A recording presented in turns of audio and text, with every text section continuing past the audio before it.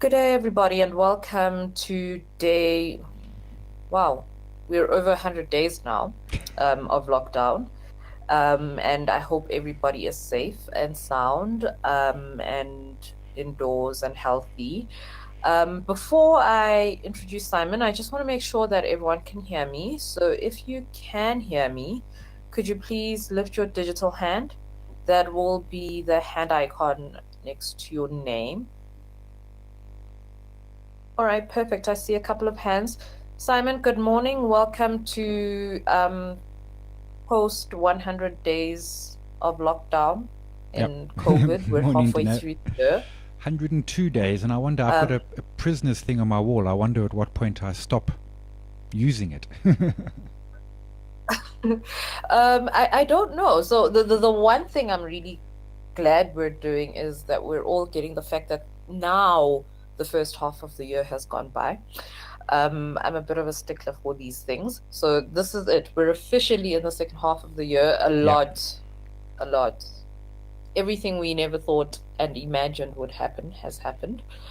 Um, And there's still half a year to go. and and there's still half a year to go, and now there are reports of the bubonic plague in Mongolia popping up, and I'm just like, can we just unsubscribe from this year? I'd like to get off. I'd like to unsubscribe. I don't want to renew my subscription. Can I just take a payment break for 2020? I'll come back in 2021 Yes. because this is a lot.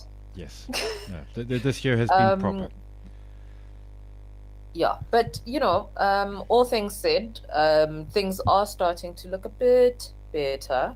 We're slowly, not definitely not going back to normal, but I suppose things are looking a lot less shocking. Let me rather put it like that, a lot less shocking.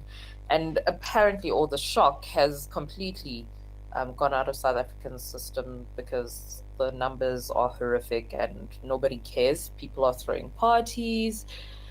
People who have tested positive are going to pool parties and not disclosing. Also, people having pool parties in winter. It's like, I don't know what level of COVID fatigue we're on, but please, from my end, just please try and stay safe. The things I'm seeing are shocking, but we're here and people are tired, so I guess to a Yeah. certain degree it makes sense. Mm-hmm. But yeah, let's kick off and look at what's been happening offshore. And US unemployment now at 11.1%, which is somewhat encouraging. But again, we're starting to see reports of some other places in the US going back into lockdown and cases spiking. And, instead of the general trend is, where a lot of countries have sort of reached their peak. The US seems to have gone down a bit, and now things are going back up again, and their numbers are like above their peak rate at this point in time. What do we make of this unemployment data then, under So, those circumstances, Simon? so we must remember, and we said it the same last month, that there's some oddities in the unemployment numbers where people not at work are recorded as still employed, and usually that's for people who are on leave or jury duty or something, and that can be skewing these numbers. The point is that it's been the same for the last couple of months, April, May, and June. So let's just use the one from the Bureau of Labor Statistics. It gives us an Sorry, Simon. apples versus apples. Sorry to be so. You can't see your screen. Ah, that is ponderous. And there's my screen. Sorry, my bad. Yes. Yes, there we go. Yeah. As long as we're looking at apples versus apples, then we're in business. And so 11.1% peaked at almost 15, 13.3 for last month, 11.1 for this month. Still a shocker number, still the highest number since the Great Depression in the 1930s. And what it tells us, and we've said this a lot, is that April was the worst month because of hard lockdown. But to your point, what we're starting to see, and if I pull in the Apple mobility tracker, and let's particularly look at it for the United States. The activities, in fact, way back to normal in many senses, except for public transport. And as you say, what we're now starting to see is a lot more states where cases are rising. Florida, Texas, California. In some cases in California, this isn't even second wave. This is still just a first wave.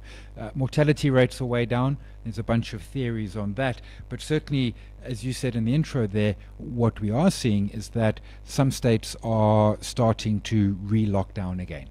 And whether that, they're not going back to the hard lockdown of April, but they are going back to, maybe bars shouldn't be open, maybe, tattoo parlors and the like shouldn't be open, hairdressers, etc., etc. So certainly that 11.1% number, it's going to be interesting to see how July goes, because July is going to be the sort of, do we pull back a bit? Does that number start to move higher? Or has it settled, or can it even go stronger? My key point is, and I didn't expect it to come back this strongly, this quickly. It has, make no bones about that. But, when does it get to sub 10, and how long before we sort of get back to normality? And that normalness for me is December 2019. When is global GDP back at December 2019? When is US unemployment back at December 19? Because at that point we can say that the pandemic and COVID is properly behind us. Until then, we're still going to have issues, and I can't help thinking that there's going to be some fundamental shifts in a workforce in the US, and that's going to have real implications longer term. Perhaps there's going to be some structural issues in unemployment. That all said, of course, is never underestimate the US. It is a powerhouse of an economy. Make absolutely no mistake about that. No, definitely. And I think, as much as we can keep an eye on these numbers, and perhaps let's head to, Goldman lowering their GDP forecast for the US. Mm-hmm. And, they've sort of increased the gap slightly in terms of their projections. And perhaps let's just tie these together, because when we're seeing this sort of open close increase and rapid increases in infection rates, I am so sorry. But yeah, Simon, perhaps we can chat about that while the person moving bins outside. It's fine. We hardly hear the bins. They're not hardy doors. So yeah, Goldman Sachs lowered US GDP 2020 forecast to 4.6%. Obviously a negative 4.6%. That down from previous, which was a negative 4.2. Now, 4.6 is a giant negative GDP for the US. They certainly never saw that in 2008, 2009, and that is looking for the full year, for the full 2020. The second quarter GDP numbers will be a horror the world over. We've mentioned April already. But what the trend is, and this is always the case, particularly with GDP, but the World Bank, the IMF, different state departments, different financial service providers who sort of track and give GDP forecasts, is that often if they're expecting a weak year, as we have been pretty much since sort of late February for 2020, is as the year goes on, the forecasts tend to get worse and worse, lower and lower, and that's we've seen the IMF downgrade global forecasts for GDP, both as a global economy, but also as an independent, as a the different territories. And this just tells us that it is proper and real, and a 4.6% negative GDP is humongous for the world's largest economy. If we take this further, and I do some extra digging on it, if we take 2020 and 2021 GDP and put them together, there's a lot of expectation that the US will come out over that 2-year period at flat. In other words, zero growth over 2 years, but importantly, that puts them back at December 2019. Europe, Eurozone expected to be slightly negative, maybe as much as 1.5% over the 2-year period, and China expected to be positive, and perhaps by as much as 5% over that 2-year period, which does, that plays out with typically how we see GDP growth, typically in terms of the command economy coming out of China. But it is telling us that 2020 is shaking up to be, we get it from the pandemic perspective, but equally so just from an economic perspective, the pandemic is having massive, significant impact on the economies. And we're only a couple of months in. The year is only halfway gone. There's a lot that can still happen that will make the numbers even worse for the second half. Great. Thanks, Simon. And now let's just move over to US stocks, and then we've got other global eco stuff to focus on. But Tesla is now the largest vehicle car company in the world. And obviously there was a big hoo-ha about the fact that, it's overtaken Toyota as the most valuable car manufacturing company in the world. And it doesn't make sense because they've yet to turn a profit. And, there was a lot of hoo-ha about the comparisons, right? And if you look, Toyota revenues are about 253 billion US dollars for 2019, whereas Tesla was like 21 billion US dollars. So, this has caused all sorts of interesting arguments with finance bros on Twitter. But perhaps let's just chat first of all about what does it mean when you have these scenarios where the share price doesn't necessarily align with the fundamentals, and when you start comparing peer to peer, there's obviously going to be these big discrepancies, like Toyota's manufacturing volumes are like ridiculously high. I think they make like 11 million or billion or something, but like a large number of cars. I don't have the number in front of me anymore. About 11 million, but, which is about 20 times more than Tesla. Yeah. So you've got a company that's making way more cars, is way more profitable. What is driving these share prices? And how can we as investors be able to weed out the noise of the share price versus the actual valuation of the company? Yeah, and that's a great point, Danae. And share prices and valuations often, they often aren't linked as we expect them to. And as the typical refrain is that over the long term, the share price will reflect the valuation, but over the short term, anything can happen. The chart we're looking at there, and this is a 10-year chart on Tesla, but if I zoom it into more recent times, that first spike, which was back in February, was that took it up to just over $900 a share. That was very much a short squeeze. Back in February, there were about 40% of the stock was out on loan for people to be short of, and that number is now 4%. And what happens is that if you are short of stock, which in other words you're betting on it going down, that's how you're going to profit, is when you want to close that position, you effectively are a buyer of the shares, so you can return them to whoever lent them to you. And what that does is push it. And that was that spike in February, and now we've got another spike again now. And the Cybertruck that Tesla's doing is still a long way from getting to market. Couple of years, and it's going to take even longer for them to deliver. But what has happened to Tesla in the last couple of years is they're hitting their targets, and their targets are modest: 500,000 vehicles a year compared to Toyota, closer to 11 million a year. As you mentioned, Toyota around revenue around sort of 10, 20 times what Tesla is doing, and this very much it reminds me of the .com. And I'm not saying that Tesla is going to disappear and the like, but one of two things has to happen: valuations have to significantly catch up, or price has to come back down. And that doesn't necessarily have to happen in the short term.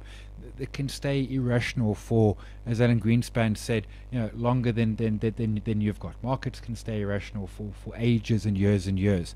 But if you're buying at this point and you're looking at classic metrics such as discounted cash flows, price earnings, dividend yields, all of those, well, there aren't any, because there is no cash flow, there is no earnings, there are no dividends. In essence, investors here are betting on EV, battery vehicles being the future. And they're probably right. If we jump forward, 50 or 100 years, the idea of a combustion engine is probably going to seem completely crazy to people. But where is that tipping point? And that tipping point has typically been said sometime around about the 2030s, the 2040s, when the majority of new vehicles coming into the market are now EV. We're seeing legislation in parts of Europe which actually say, come some point in the 2030s, you simply won't be able to sell combustion engine cars. They will all have to be EV. Now, Europe is, of course, going to be a forefront of that. Us down here in southern tip of Africa, long time before we start getting access to EV and before it starts becoming, sort of commonplace. But Tesla has got markedly well ahead of itself. And kudos to the shareholders and kudos to Elon Musk. Would I be buying at this point? No, the valuations would terrify the heck out of me. First mover is great. Second, third mover, which is where Tesla finds themselves, is much better. You never want to be first mover. The major car companies that tried electric in the 90s, none of that sort of worked. But there's a long road ahead for this company to become profitable, and I expect it to. But I can't foresee it staying at these sort of multiples over the next couple of decades. At some point, some level of valuation has to return to the share price. And that's probably, I don't know, is it 50% lower? Is it 80% lower? I don't know, but I can't believe it's at $1,208 a share. Yeah, unbelievable stuff. And moving on to Facebook, and I suppose an interesting, I think, phase or period in really regulating tech companies, especially with that deal with information and the dissemination of information.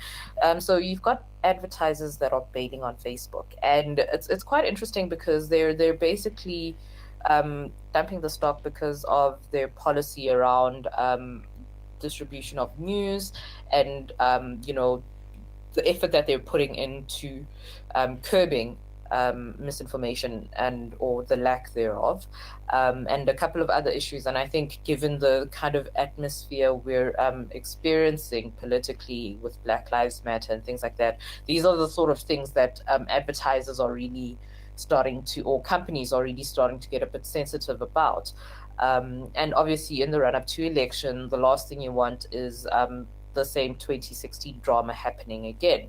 So I think it's an interesting place for Facebook, but I think it also speaks volumes about the future of these tech companies. And we've spoken about how the compliance and legal industry is about to change because of tech companies. And perhaps we can just touch on the Facebook issue specifically, and the impact it's had on the company, but also just look at what the future of tech companies, and then turn our attention to NASPers and Process and how it's going to affect sort of like the businesses we have exposure to in SA. Yeah, so Facebook's fascinating. They are an advertiser first and foremost, and they've seen companies such as Unilever, Honda, Levi Strauss, Verizon, and others basically say we're not going to advertise on your platform. Now, in many cases, all they've said is we won't advertise for 30 days. And they're concerned around the disinformation, as you said. They're concerned around their adverts being placed next to hate speech on the platform, and push back against that. And truthfully, we've seen advertisers concerned before. Cambridge Analytica a couple of years ago, and there was a boycott. But what happens is, we think to ourselves, Levi Strauss or Unilever are humongous spenders on Facebook, and they are. But Facebook has 8 million different advertisers, and actually that long tail on Facebook is phenomenal. And the example I'll use is, 20 years ago, if you had $100 and you wanted to go invest on AOL, which at that point was the biggest, advertise on AOL, at that point the biggest website in the world, you could, but they weren't interested in your $100. You would have to physically phone up and speak to a sales rep, and they would basically say, look, you know what, come back to us when you got 5,000, but really come back to us when you got 50,000. Facebook and Google, and to a lesser degree Amazon, they will take $1. They will take $5 out of your pocket. So they've got a significant long tail of small little advertisers who individually aren't much, but who stack up to make 7 million advertisers of significant portion. And then you've got the million sort of mid and small coming through above that. And that makes Facebook, I think, a lot more resilient. And Mark Zuckerberg, rather, is on record last week of saying at an all-hands meeting at Facebook, don't worry about it. It's fine. Losing a couple of big names is absolutely neither here nor there. And he's right. If you're an example, I mean, if you're in the US and you're a dog parlor, you can literally advertise to the people on Facebook who are within, 2,500 meters of your dog parlor, and you can target and you can do $50 of advertising, and it's completely automated, which therefore means Facebook is, for them it's zero cost and only revenue. So initially when we saw some advertisers boycotting, we saw that sell-off that happened towards the end of June. The shares pretty much recovered from that. But Danero, to your other large point, which is, where do the big tech giants find themselves in a regulatory environment? Google, Facebook with their monopoly on advertising and distribution of news, Amazon in terms of its near monopoly in terms of online sales. Now, truthfully, me and you could try and set up an Amazon competition, and there are companies such as Shopify out there doing it. Etsy's is another, but it is difficult, and that then comes down to competition law. And if we look at competition law in the European Union, it's very much about the benefit of the of the businesses. In the US, competition law says it's about, does the consumer win? And there's an argument that can be said that having Google and Facebook for free is winning for consumers. That having Amazon so dominant that it can squeeze prices is winning for consumers. I had initially thought this might be a election issue in 2020, but of course that has been overtaken by pandemic and other such issues. But I do think that it is very likely in our lifetimes where we're going to see significant investigations into the big tech giants, how they operate, the influence that they have on society more broadly, and I think there's proper implications for them there. There's always been, if we look at the media landscape, there's always been newspapers that dominated, across, but they were geographic. And even if your geography, New York Times was, yes, broader than just the New York City or state, and was dominant across the Americas, they weren't in Europe, and they weren't being widely read in Africa, Asia, and Australasia and the like. Facebook, with close on 3 billion users, is absolutely a global giant. I don't see how we get a competitor. So if regulators are concerned, the solution is going to be some form of breakup of these tech giants. And I don't know how that happens, but that I think is certainly at some point it will be an election issue. Not 2020, as I said. We have our own issues for 2020. We have far too many issues for 2020. Way too many. But yeah, I think the future of tech is going to be very fascinating. And yeah, it's something for investors, I think, to just think about, especially maybe not in the next year again, but like 4 or 5 years down the line. Yeah. I think we're going to be seeing, we're seeing already the EU sort of really clamping down on regulation, and I imagine it's just going to get tougher. Yeah.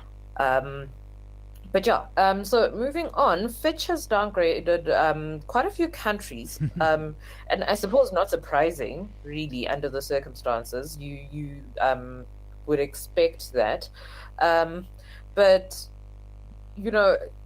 with a number of sort of negative outlook cases, where does this really put us as investors when we're thinking about the future? If there's so many countries with negative outlook, 40 that have been put over on negative outlook, how do we even begin to make sense of markets and tie up all the issues that we've been bringing up, where it's some countries closing up and not opening up at the same time, and the disruption to trade and how do we make sense of the downgrades, but the economic impact, not now, but 9 months down the line. Yeah, I don't know. That's a great point. I mean, so Fitch has downgraded 30 sovereigns and added 40 to negative watch, negative outlook, which is by a long, long way a record for them. No surprise, it's a pandemic. But you raised the interesting question. Essentially, what's happened is that global sovereign debt, and therefore by proxy SOE and frankly corporate debt, has become more risky. I mean, that's just the world we live in when we see a pandemic. So, what do investors do? They're still out there investing. And if we then add to the equation of the effective QE that's happening, even our own Reserve Bank, although very modestly buying bonds in the secondary market, they did 20 billion in April and 10 in May.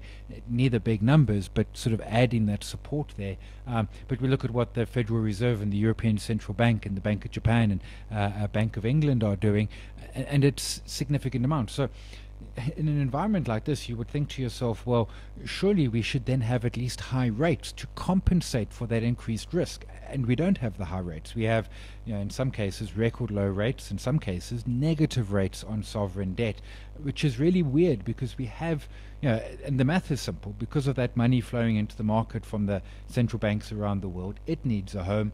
Part of that home is going to be bonds, and so therefore price up because of the demand, and the yield therefore down. So the mechanics behind it makes sense, but from an investor perspective, it is head scratching. It is absolutely head scratching as to how do we invest in this? And it either you kind of just stay in cash and get very, very poor returns at the moment, or you invest in what we have to say is a riskier global economy than it was 6 months ago. And that's not a comment on when will things return to normal, when will the pandemic be behind us, when will we be back at December 29 GDP levels. It's just that, in a planet where there is a pandemic, you've got to say that is a higher risk of or a higher level of risk, yet it's not being priced anywhere. We're not seeing it being priced in equity markets. We're not seeing it being priced in bond markets, and even commodities. Even gold you expect to, but your PGMs, your other industrial metals, copper and the like, have all been having decent to okay 2020s. And for an investor, it is a head scratching. And then to answer your question directly, where do we invest in this type of environment? And the answer is carefully. Very, very carefully. You don't want to be sitting on the sidelines too much because you're missing out. But you also don't want to be jumping in boots and all because this is a higher risk environment, and valuations are significantly elevated as opposed to typically compensating with higher risk with lower valuations. Yeah, and I suppose you want to be able to just keep something for a rainy day, keep something for opportunities, but also get a better sense of what actually is an opportunity and what's just a quick reaction from the market. Yeah. So that's a thing. Simon, I've got a question here from Robert, who just wants us to perhaps chat a bit about what's happening with the Asian market, and look at Hong Kong and China. I don't know if you have, we don't have it on our notes, so I don't know if you have any thoughts on what you think the effect of all of this COVID has had on the Asian markets. So Asia is interesting. So we're looking, that's the Australian index, the ASX 200, which I've got on screen in the moment. And if we go back over 1 year, it's recovered, but not nearly as much as we've seen in other markets. I mean, it's at, it was at 7,100 and change back in February, and now it's still, it's at 6,000 and some change. But Australia is weird. If we look at the full Australian market, I mean, it made highs pre-crisis, in other words, back in sort of 2007, that it didn't get back to until last year. It took 12 years to reclaim those highs. If we then sort of shift to Nikkei, am I spelling it right? Yes, I am. Nikkei's been a little better if we take a 1 year view there, in terms of returning to normality. And it makes sense for Japan because one of their big markets obviously is South Korea, who responded quickly and swiftly to the pandemic, and to China, who ditto responded swiftly and quickly, and both seem to have the pandemic fairly under control. Then you get to China, and I can't remember codes for the China market. Let me try find an index here. But that China market has been going absolutely crazy. But I was digging around this morning, yeah, and I'm not finding any indices here. But digging around this morning around the Chinese market, there's a wall of cash coming in, and it's been encouraged by the state. The state is basically encouraging Chinese citizens to open share accounts and to buy shares as a patriotic response to the COVID-19 and the pandemic. So it's been seen as it's been driven by, I don't want to say instruction, but by encouragement from the state in order for people to get exposure. And that obviously being local Chinese, but from a global perspective as well. And Satrix is coming with their China ETF. It's currently under IPO. It'll be listing on the 22nd of this month.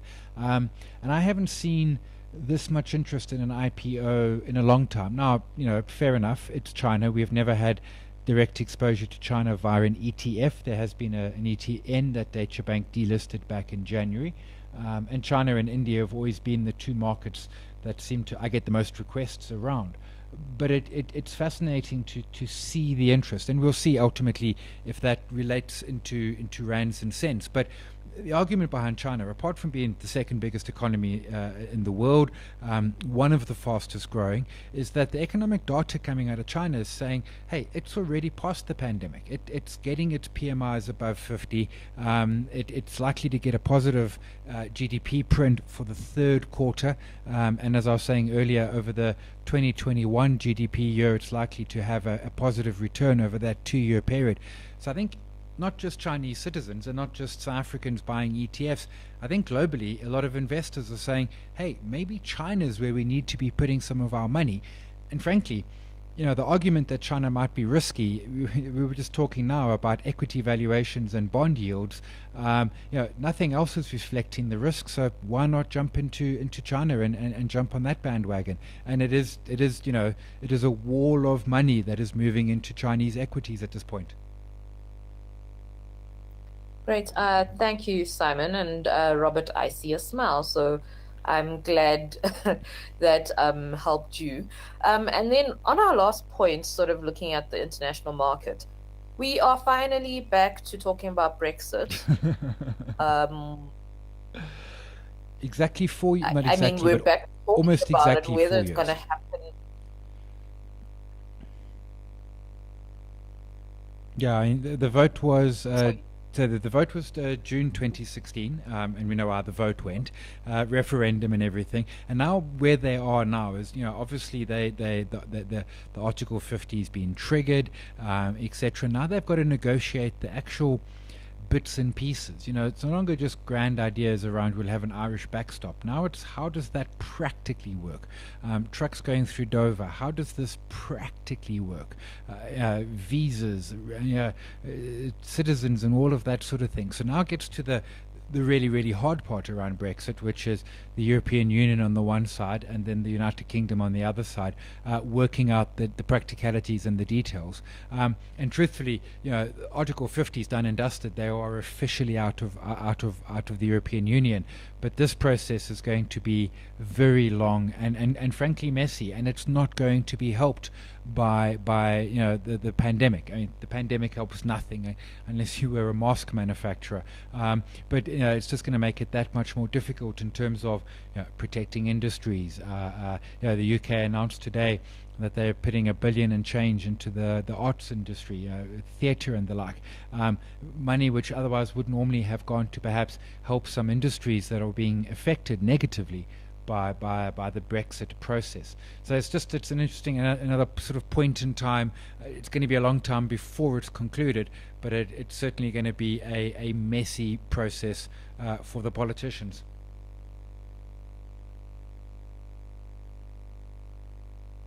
Finding my mute button.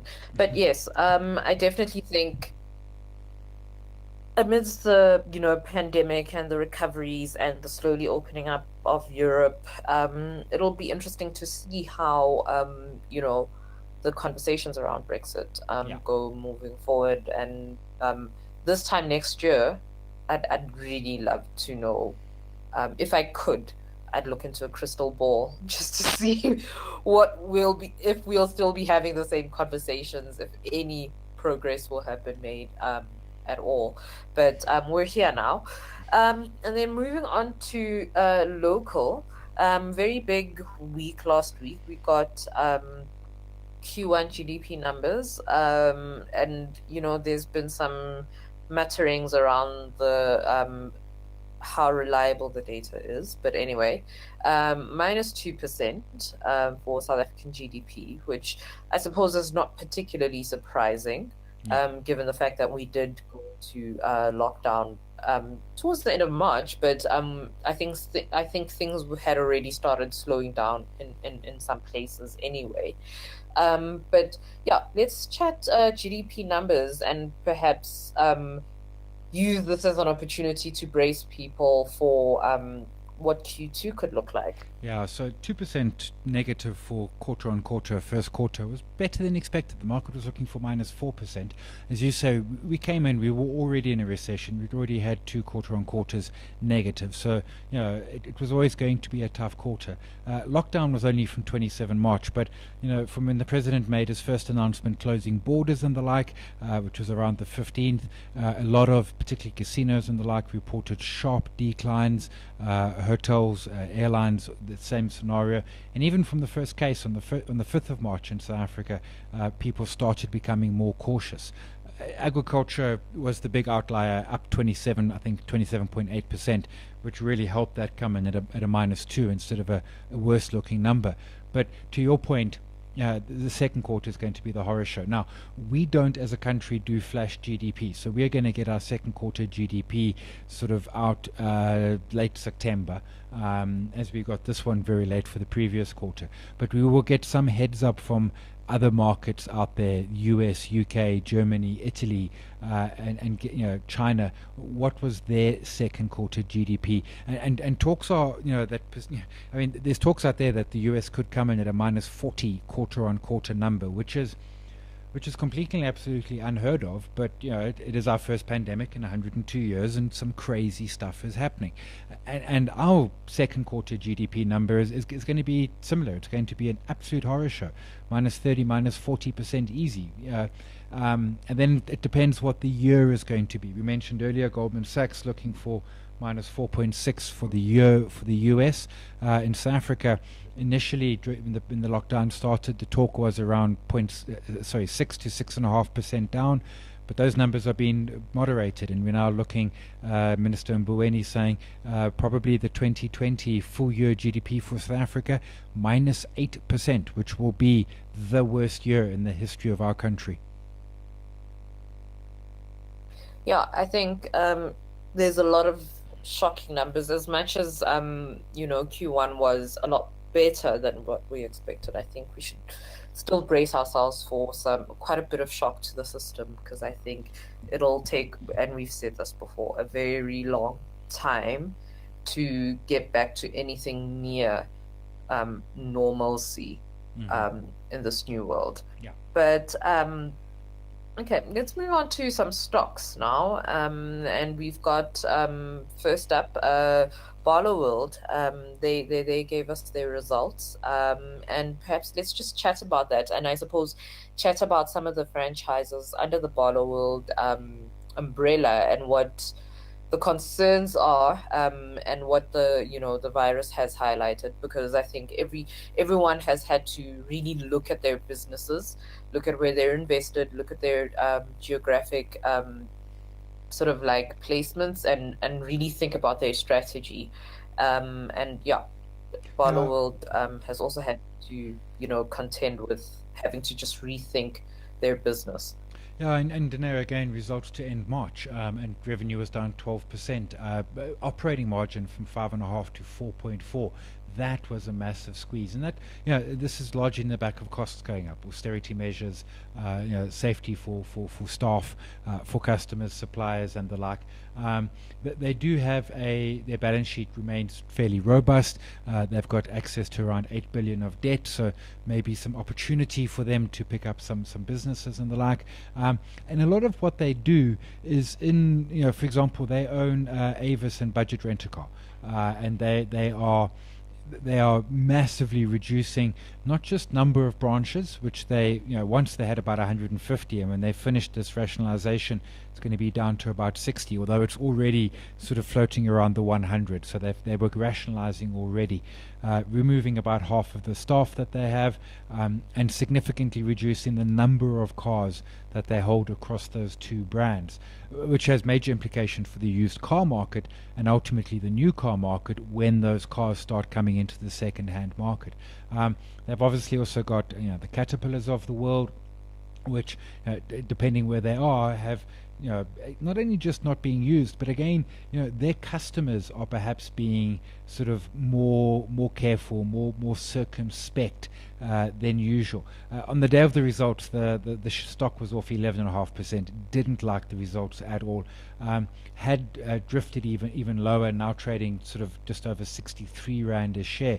And this is a stock that I actually owned coming into the pandemic, and it was one of them. I had a hard look at some of the companies in my portfolio in terms of which ones do I want to continue holding and which not. And Barloworld was one of those where I thought, nope, this is definitely one where I'm quite comfortable taking my money and running for the hills. They're going to continue to struggle. They're going to have a very, very tough time. They're not going to go bankrupt. They've got liquidity in that space. They've got bankers' money. They no worries with their debt. Debt to EBITDA did jump from 0.2 to 0.9. But that's more a case of EBITDA, which is earnings before interest, tax, depreciation, and amortization. That was more a case of the earnings coming down than the debt spiking up. But these large industrial conglomerates the world over, I suspect, are going to be having a very, very tough pandemic. And it's going to take some time to get back to normalcy as they need their client confidence to start improving. In other words, to come and buy their product and to improve circumstances for them. Yeah, and I think the industries that they're involved in, particularly you've mentioned, the car hire, etc. That's going to be an industry that's obviously going to be under a lot of pressure for the next 2 years, I'd imagine. When we were looking, and I was having a conversation with somebody last week in the research team, and we were actually just chatting about, the fact that, as countries are starting to open up, they're being very selective about where people are coming from. So, for instance, and we've touched on this, South Africans we can't fly anywhere, but we're on the restricted list in a lot of European countries. And as we still head towards our peak, we're probably going to stay on those lists for a while. But again, with infections, reinfections, and, just sort of like getting things under control, opening up, and then having that initial flare or that flare up in infections, you're just going to see a lot of opening and closing and opening and closing and just slow return to normalcy, which means people aren't going to be traveling for the next 2 years, or they're not going to be allowed to travel. And it's just these industries are going to be under a lot of pressure for a longer period of time, I think, than many of the other industries, I suppose. And Danae, if I can jump in there as well, of course, this was a changing industry already for car hire. My wife and I were supposed to go to Durban in late March. We cancelled in the end. But normally we would have driven down or rented a car. But this time, because of tighter timelines, we were going to fly, but we were going to Uber. So it was already an industry that was having some pressure from Ubering. Now, Ubering in a time of a pandemic, there's another whole debate around that. But if you roll out to the recovery from the pandemic, it's an industry that was being squeezed by different ways of moving from A to B rather than traditional car hire. Yeah, no, definitely. And moving on to Capitec, because that was also quite an interesting trading update. Quite early, I must say. I think, or results updates. I think, their results are only in like 2 months. So Even this was later. quite a Yeah, surprise, I think, this for is a lot kind of of a quarterly people, for the update market. for them. Yeah, this is quarterly rather than sort of the biannual. So this was to end of May rather than sort of waiting for a 6 month update. Yeah, and I suppose no real surprises in terms of what they flagged, but given the kind of pressure on their loan book and the demographic that they target, and the fact that about a third of their loan book really is generally recycled among their own client base. Hmm. So you've got pretty much like the same pool of people digging back into your products, and the same kind of products, i.e., loans. It's going to be a very tricky period for them. However, I think the other interesting thing is I think we can almost use Capitec's update to sort of shine a light on similar industries, not necessarily in doing the same thing, so not in banking, but you can almost take that update and sort of think about similar companies that target the same demographic, and Yeah. the kind of challenges that that ripple effect will have on those particular sectors. Yeah, so I mean, the update itself, it was to the quarter end May, a loss of 404 million, credit impairment 145% higher, and HEPS at least 70% lower. As you say, no one's massively surprised by that. Their demographic is going to get very hard hit by this. It'll obviously ripple into the banks, but your point's 100% sound. We can look at middle to lower LSM and realize that this is going to ripple all over the place. So, ShopRite, for example, although in the case of ShopRite, we still need to eat, but sort of moving down from the Pick and Pays and the ShopRites and the Checkers to basket values that are smaller and probably less luxuries in them. So the rand value of the basket being smaller per shopper simply because of concerns around income and potentially people who've lost either part or all of their income. So they're worried and they therefore shopping down. They're buying less luxuries, less frills in their shopping environment. We can see this moving into the clothing manufacturers, Mr. Price, I think in particular. Food, we can argue you need to eat. But Mr. Price, it's a harder sell. Even the Pepcors and Ackermans of the world. Yes, if you don't have winter clothes or summer clothes, you need some. But if you've got some from last season, perhaps less so. Your telcos obviously go broadly across all the different LSMs and obviously into corporate and business, but they're going to see pressure on those lower LSMs, and not that they will lose customers necessarily, but that they will just see lower spend. And I think that the Capitec is foretelling us very much what it's going to look like going out there, and how it is going to be a really, really tough space for the industries that were focusing on lower LSMs. We have seen from the government the increase in social grants, the unemployment grants, and all of those, but those are, by all indications, absolutely tiny compared to the scope of revenue loss, job losses, etc., that are hitting our economy and continuing to do so. Small business might have survived initially, but might not be able to survive the rest of the year due to circumstances. Due to I know people who went to restaurants on the weekend and they were the only table in the entire restaurant. So it's open, but not a lot of activity happening there. Great. Thanks, Simon. And then OneVest has some ETNs that are expiring on the 11th of August, and those give investors some exposure to precious metals. Can we perhaps just chat about that, and also maybe just chat about what exactly are ETNs, and when investors should consider them, and they are very different from ETFs. Yeah. So, An ETF physically holds the underlying shares that are in that basket, whether it be a commodity or an equity, whatever, even a bond, whatever it might be. An ETN is essentially a credit note, and as such, it has an expiry date. There's a point after which it will no longer be in existence, and so that expiry happens to be 11 of August. And these were issued, 10 years ago, so kind of you forget that it's going to happen. But it is the ETNs, and I stress the ETNs, issued on gold, silver, platinum, and palladium. So what will happen is they will stop to trade, they will have a fair value, and you will ultimately be paid the fair value in a couple of days' time. So it's not a big deal in that sense, and there are, in terms of, and I'm just quickly looking for there it is, the commodity. There certainly are commodity ETFs that are available. So if you are holding one of the ETNs, you are then able to then move into the ETFs. There is a platinum, a palladium, a gold. There isn't a silver. And that's just practically because silver is, an ounce of silver at however many dollars sits in your hand. Gold is at least $1,700.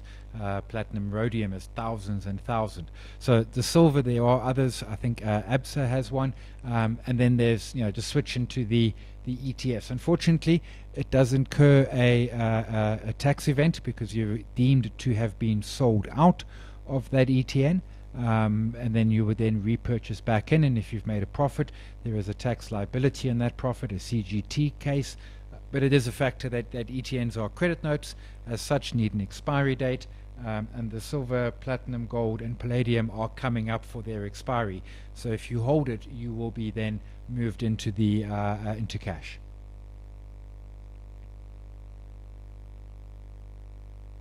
Great. Thanks, Simon. Now moving on to Redefine. They are on a mission, I suppose, for lack of a better word, really, to try and really just reduce their debt levels.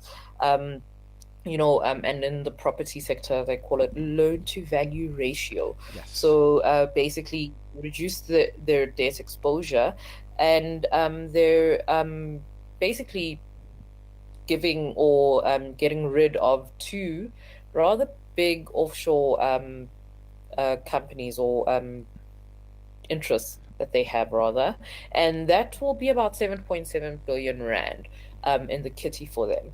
And one of them is a London-based rate, and let's just chat about this because again, with all these things, you have South African companies sort of going off overseas, really looking for opportunities. It doesn't really work. They get burned, and they have to sort of have these quick fire sale type disposals. And on one end, when things are good, you sort of understand why you'd want to diversify your portfolio. But we've just been getting burnt. Pre-COVID, we've seen companies getting burnt. We're probably going to see a lot more getting burnt. But does this speak to a bad strategy? Does it speak to what somebody described as corporate FOMO? Or is it just a matter of at some point it worked and, things aren't the same? I like the idea of corporate FOMO. Some, for example, Redefine, they had Australian student business that was actually really good, and they got a good price for it when they sold it. Their UK, the RDI REIT, less so, and then they've got some of the Epoch EPP, which they own a 44% stake in, which is Poland, and then some joint ventures there. And most deals don't work. Most ventures offshore don't work. We can chat to Woolies about that, and there's plenty others in that camp at the same time, famous brands, and the list goes on and on and on. But what happens with the REITs as well is that they fly sometimes a little close to the sun. And what I mean by that loan to value, which is loan is amount of debt relative to the value of the property that you hold. And your lenders will give you covenants, and they'll say, don't breach the covenant, and then some of the lenders got actually quite close to those covenants, which is fine when everything's going well. But now what's happened, of course, is that markets have collapsed. Your loans are still there, but your values are going to be lower. Those the shopping malls and the like that you had are going to have a lower valuation when it comes to your year end.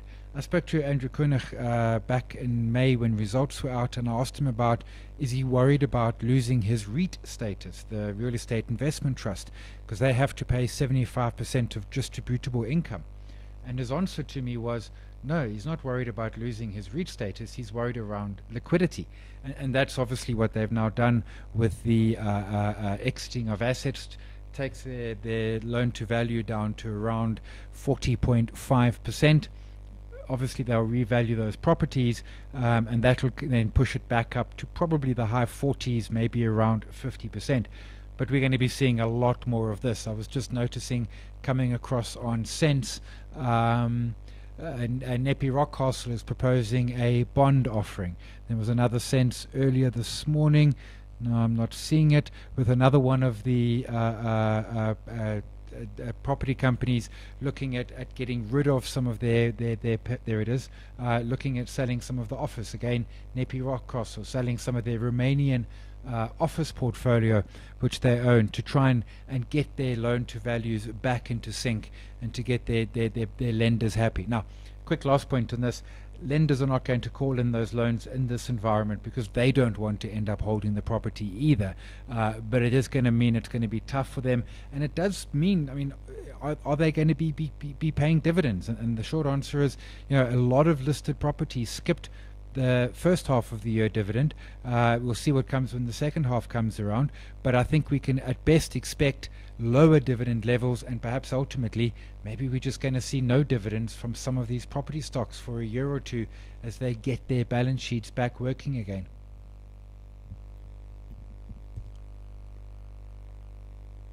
Yeah, it should be quite interesting. I see we're almost out of time, so shall we jump into Steinhoff? Yeah, Steinhoff is And interesting. I mean, results out, which, Steinhoff results are really only Pepcore UK and South Africa. Most of the other businesses are gone. And the key point around the results really is the litigation. And their problem is, and the CFO's on record saying, you know what, we could probably sell Pepcore South Africa for 40 billion, and that would help. The problem is that there's claims against it. And the claims that they're currently experiencing are in excess of 170 billion, and talking ZAR in this case.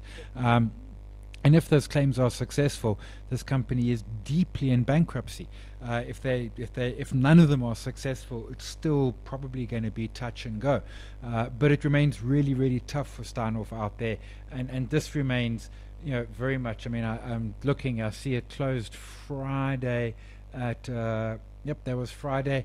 Closed at 94 cents, and today is trading up at 106. And that's 12%, 13% on the day. It's very much a trader stock. This is not even a speculative, maybe it'll come good one day. This is for traders who fancying a chance on it, and not for derivative traders. This thing is geared as it is already. We don't need to gear it. I mean, we've got runs from 80 cents back in March all the way up to around 70 almost in late April, which is, this stock is technically insolvent with claims and liabilities way exceeding the assets. So for investors out there, even traders out there, be very, very careful. thanks, Simon. And then we just have a couple of questions, and perhaps we can just touch on those before we close. So Guy just wants us to, if you want to comment, and I don't know how closely you watch chemicals, because we don't really talk about chemical companies except Sasol, but that's a completely different thing because that's chemicals and oil, and we're usually focusing on the oil bit. But ACI, it's a chemicals company, and Have you ever looked at the AECI? I used to way back in the day, not Um, recently. They're chemicals and explosives. The chemicals, obviously, a lot of that goes into agriculture, and then a lot of it also goes into industry, and there's going to be pressure on those two. Agriculture obviously is still happening, but it remains a tough space. Explosives going into mining, again, mining is happening, but it probably on a reduced basis, certainly in the South African market. And the other chemical company that's out there obviously is Omnia, and you mentioned Sasol, but Omnia as well. yeah. And Omnia probably having an even tougher time, if I could spell OMN correctly. Yeah, Of but Omnia's been having some yes, issues even just that predate. generally with management. Yeah. Yeah, they had issues with SARS. They've had all sort of complexities, and then the other little one was Rolfs. But I think that Rolfs has left our market, if I am correct, or was it FL? I can never remember which way around it was. Yep, Rolfs has left our market. There was a small little chemical stock. It's short answer, Guy. I don't spend a lot of time on AECI. I don't spend much on these sort of industrial type of stocks. I'm much more into the sort of consumer focused stocks. And as we were chatting with Danera a moment ago, that has been a fairly tough place.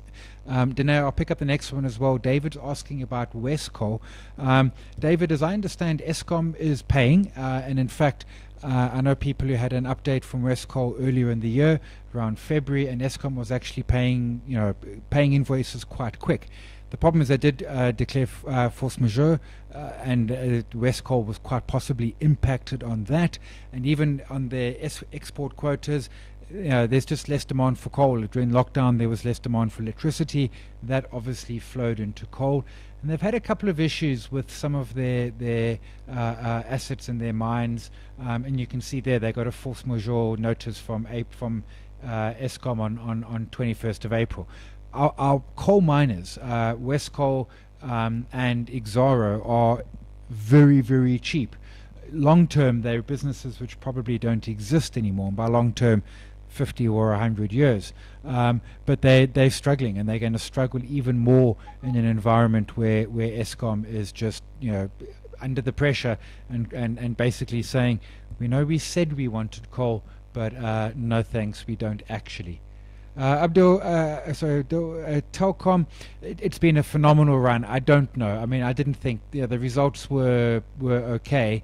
They weren't spectacular, but perhaps they were just much better than the market thought, because that stock has, I mean, if we take it off the lows of June, not even the lows of March, that stock has doubled in value on results to end March.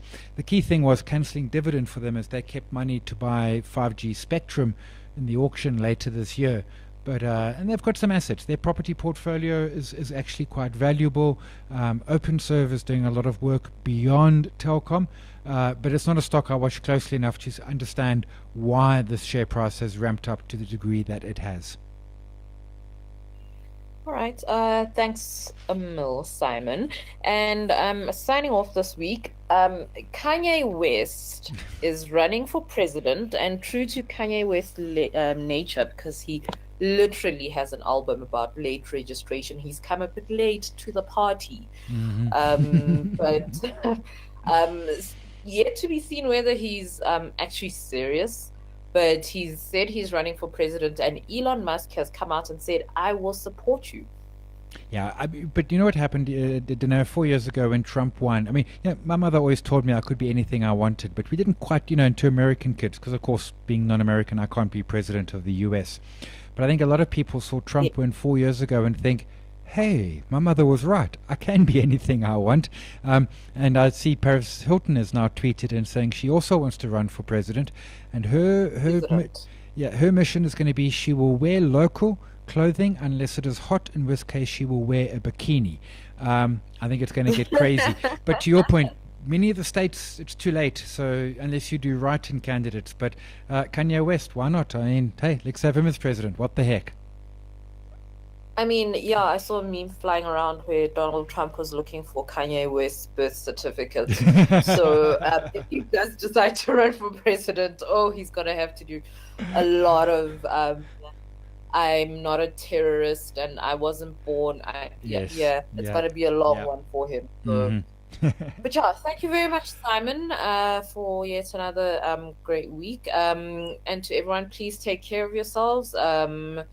And stay safe. Stay apparently that for those of you in Gauteng, there's a cold front possibly coming this Yeah. week, so please be warm. And we will chat next week, Simon. We will.